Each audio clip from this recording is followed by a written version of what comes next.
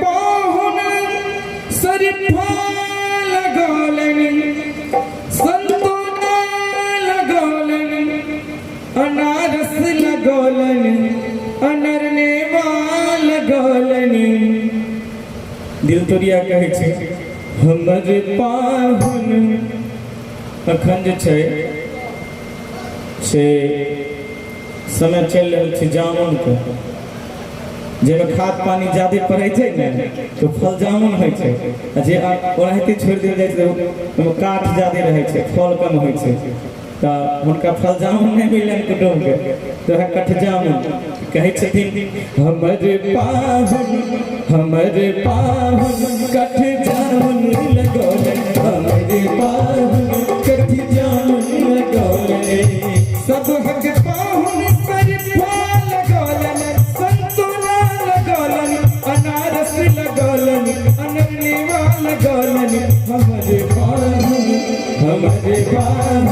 कठ जामुन लगोलन हमर पाहुन कठ जामुन लगोलन।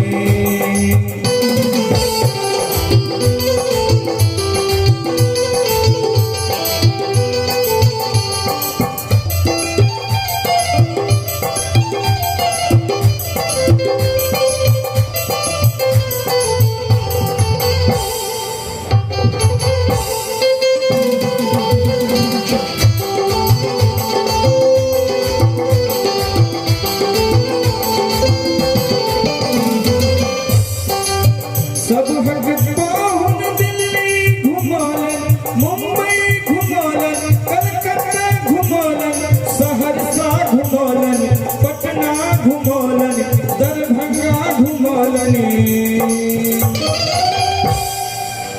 कहे छथिन सब हक पाहुन दिल्ली घुमालन मुंबई घुमालन पटना घुमालन सहरसा घुमौलन दरभंगा घुमौलन समस्तीपुर बाजार घुमौलन हमर पाहुन उनका कहीं नहीं छन देखल तो कुटुम अपन देखावे छथिन हमर पाहुन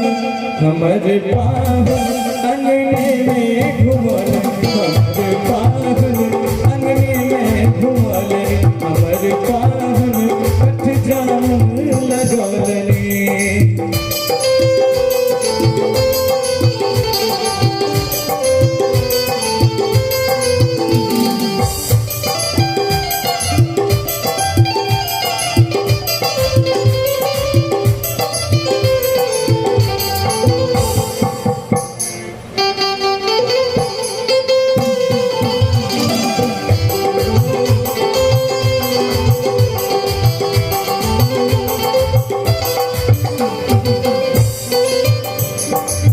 कहे छथिन सब हक पाहुन हाय हाय हाय सब हक पाहुन मारुति पर घुमालन प्लेन में उड़ालन ट्रेन में घुमालन ट्रक पर घुमालन मैक्सी पर घुमालन मोटरसाइकिल पर घुमालन।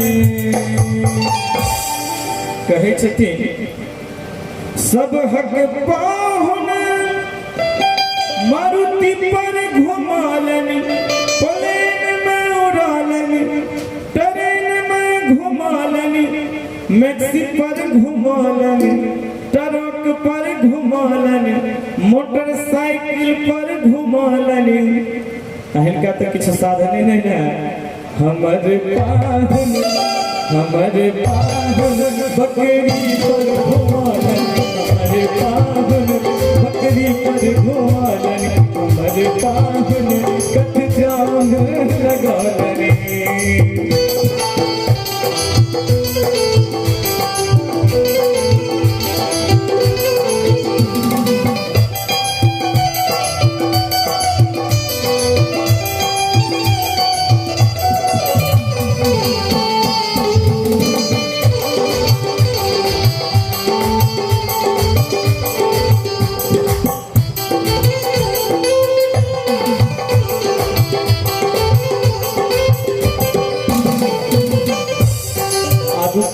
सब हक पाहुन शरबत पियोलन, कोको कोला पियोलन, हे लस्सी पियोलन, ग्रीन लेमन पियोलन, हॉट लेमन पियोलन, शरबत पियोलन।